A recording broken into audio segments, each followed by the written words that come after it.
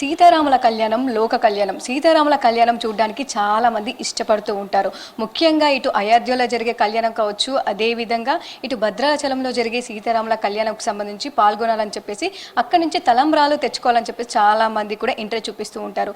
అదేవిధంగా ఇప్పటికే ఇటు పోస్టల్ ఆఫీస్కి సంబంధించి ఇంటి వద్దకే తలంబ్రాలని చెప్పేసి ఒక నూతన స్కీమ్ కూడా తీసుకొచ్చింది. ప్రతి సంవత్సరం కూడా ఎవరైతే అప్లై చేసుకుంటారో వారికి ఇంటి వద్దకే తలంబ్రాలు కూడా పంపిస్తూ ఉంది.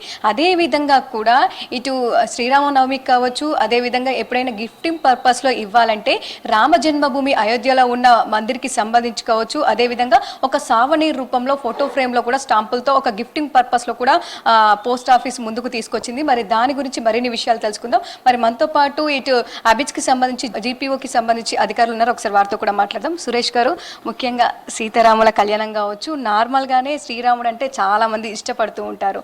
సో వాటికి సంబంధించి కావచ్చు, గిఫ్టింగ్ పర్పస్లో ఎప్పుడు తీసుకొని వచ్చారు, దాంతోపాటు దీని స్పెషాలిటీ ఏంటి? ఇది మనకు 18th జనవరి 2024లో ప్రధానమంత్రి నరేంద్ర మోడీ చేతుల గారి మీదుగా ఆవిష్కరించారు. దీని పేరు శ్రీ రామజన్మభూమి సావనీర్ అండి. ఇది దేనికి గుర్తుగా రిలీజ్ చేయించారంటే, రామజన్మభూమి టెంపుల్ మనకు అయోధ్యలో కట్టారు.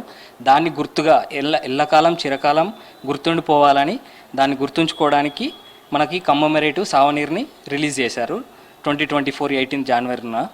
సో దీని విశిష్టతలు ఏంటిదంటే, మనకు ముందుగా ఇందులో 6 స్టాంపులు ఉంటాయండి. ఒకటి రామజన్మభూమి టెంపుల్ మధ్యలో ఉంటుంది, దానికి చుట్టూ మన దేవుళ్ళ విగ్రహాలు ఉంటాయి, వినాయకుడు కానీ, హనుమాను, జటాయువు ఇలా.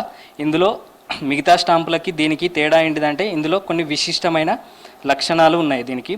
మొదటిది ఏంటిదనంటే, ఈ స్టాంప్ డిజైన్ స్పెషల్గా ఉంటుంది, రెగ్యులర్ స్టాంప్ లాగా ఉండదు. సెకండ్ వచ్చేసి, ఇందులో మనకి ఇక్కడ ఒక మార్క్ కనిపిస్తుంది ఇలా. ఇది సరయు రివర్ నుంచి తీసుకొచ్చిన ఒక వాటర్ డ్రాప్ ఇది. మళ్ళీ ఇక్కడ మనకు రామజన్మభూమి ఒక టెంపుల్ స్ట్రక్చర్ ఉంటుంది. ఆ స్ట్రక్చర్లో వాడిన కలర్ కాదు, అది యాక్చువల్గా అయోధ్యలో ఉన్న మట్టి, ఆ మట్టినే కలర్గా వాడారు.